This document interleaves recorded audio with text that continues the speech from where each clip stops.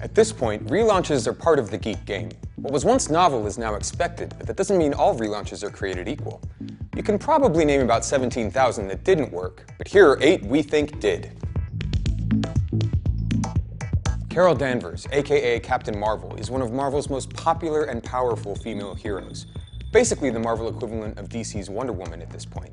But that wasn't always the case. Carol was created in 1968 in Marvel Superheroes number 13. For most of the next 4 decades, she was fairly back burner.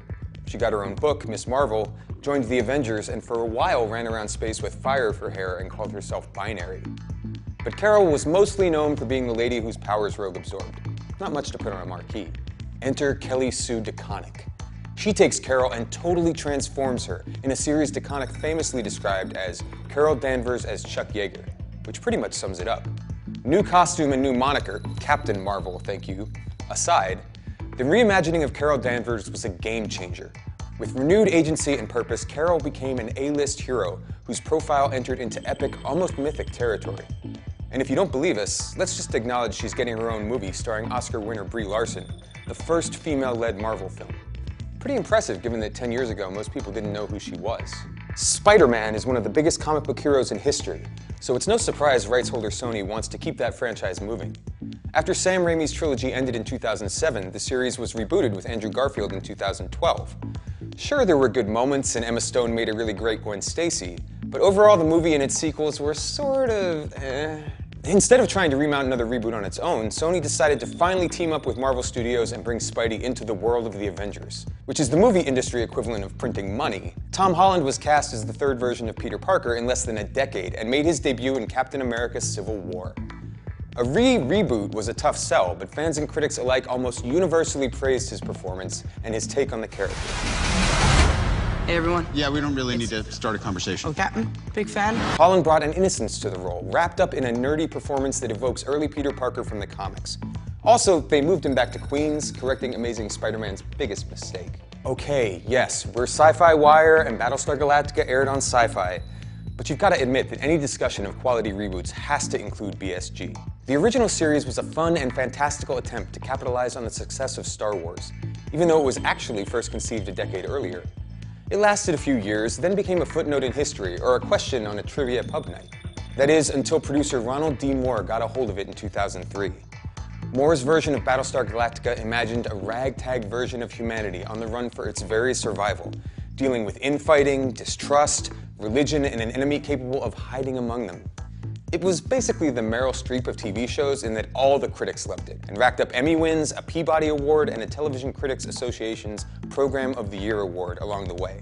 By 1997, the Batman film franchise had devolved into weird cod pieces and Uma Thurman doing a Poison Ivy that made telenovelas look subtle.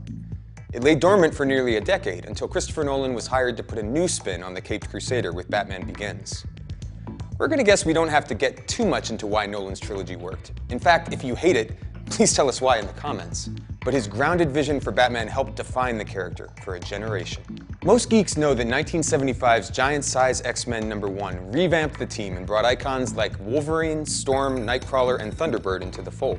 Yes, Thunderbird is an icon to us. The team introduced in giant size under the stewardship of Chris Claremont and John Byrne set up X-Men to become the preeminent Marvel franchise for the next 30 years. Remember, gang, X-Men was a movie before Avengers. Introduced in the 3rd season of Buffy the Vampire Slayer, Alexis Denisoff's Wesley Wyndam-Pryce was basically the textbook definition of a buffoon.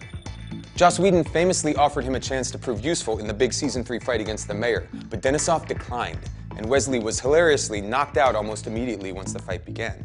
That should have been the end of the story, but Whedon decided to bring Wesley back in the Buffy spin-off series Angel, and turn the goofball into one of the most nuanced and badass characters in TV history. Wesley joined Angel as a rogue demon hunter, but after being put through the proverbial fire fighting side by side with Angel, finally emerged as a capable warrior himself. He betrayed the team, had an affair with a villain, awakened Angelus, stole Angel's son, had the love of his life die in his arms, and died trying to save the world. And that's just hitting the high points. Not bad for a character meant to be killed off shortly after his first appearance.